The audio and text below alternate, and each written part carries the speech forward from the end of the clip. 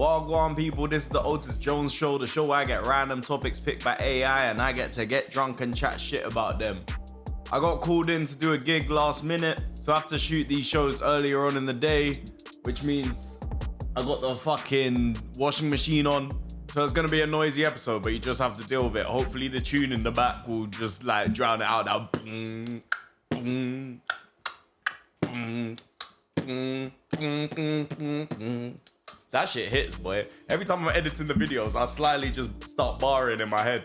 Make some noise, you do the same. Make some noise. Comment in the chat. First topic. Alright, so there was a remote employee in North America, specific. But yeah, he got in trouble because his company had a no pets policy in the office. And obviously during COVID, they had to like start working remotely. And he had a pet in the background during a meeting and they got pissed off. A nuanced take would be maybe that dog was just yapping, innit? But who gives a shit, man? If you got a yappy dog, I hate yappy dogs, but if they're in your yard, I can't complain. It's not our fault we have to work from home now. He didn't know. Poor dog as well, bruv. This man chose to get a yappy dog. The yappy dog was just doing up yappy dog. And then now he's getting in trouble for it. Fuck that, man. Fucking offices, man. I can't chat shit. I work in an office and I enjoy it. That's the problem, man. I want to do stand-up full time, but at the same time, like, I like my job too much. Obviously, stand-up's the dream, but I will miss it as sometimes. Like, I got weirdos in my office, bro. I love it.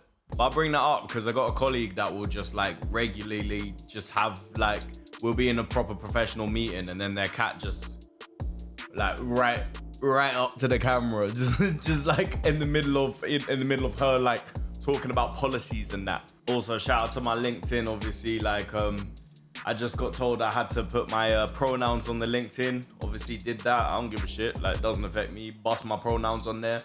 So one of my ex-colleagues that I haven't spoken to since I left that company, I got fired. They were non-binary. And I got a message from them and then they were like, oh, I saw you put your pronouns on your thing. Don't you find it weird how, like, you have to put your pronouns on?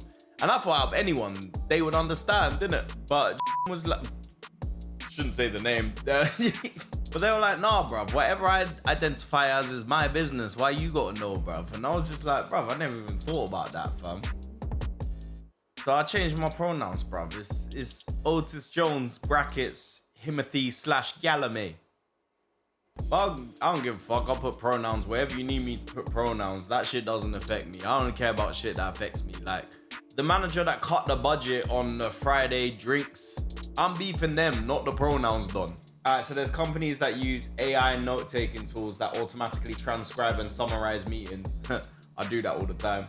And then it includes unplanned personal comments or side conversations that participants didn't intend to share. Brother, this happened to me. I had to stop doing it, bruv. So I'll like take notes in meetings and then I'll like go to AI and I'll be like expand on these notes.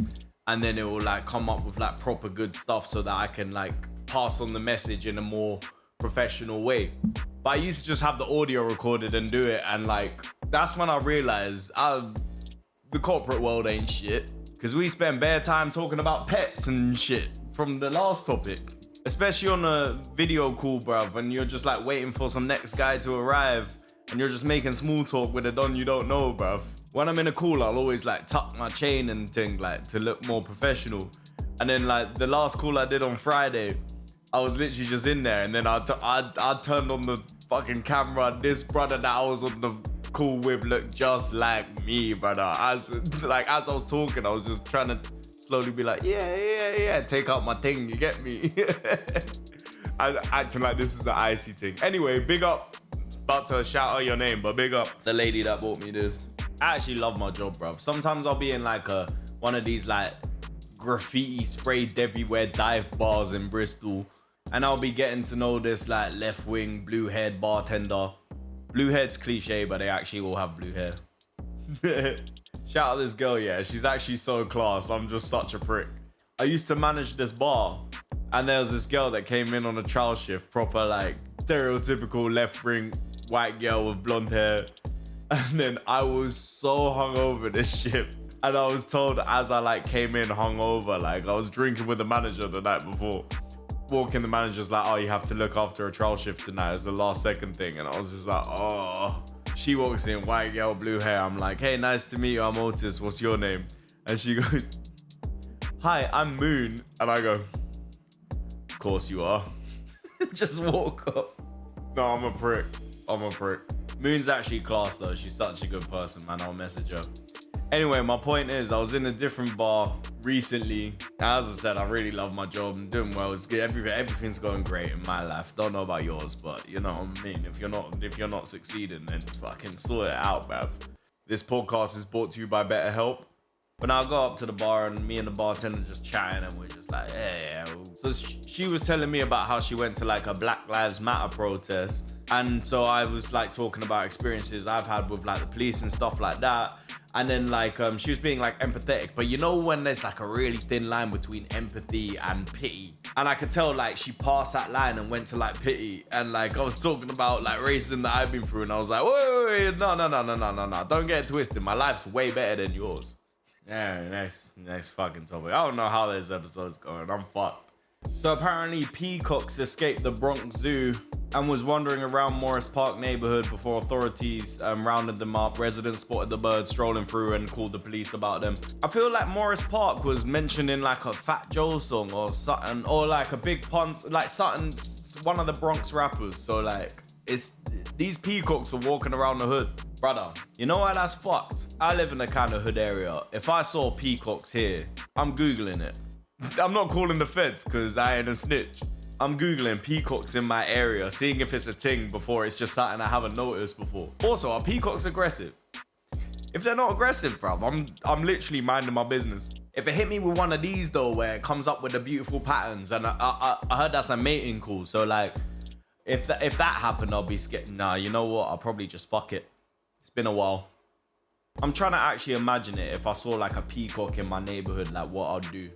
Oh no, I'll be bugging out actually, because for those of you that don't know, the way acid, the drug, was discovered was there was a scientist making some sort of medicine. I can't remember what the illness was, but he was making this medicine and then like acid, like LSD, just came out of it like randomly, and something like exploded and it like went all over his face, and he was just like, oh shit, what fuck. And then anyway, cleaned himself off and cycled home.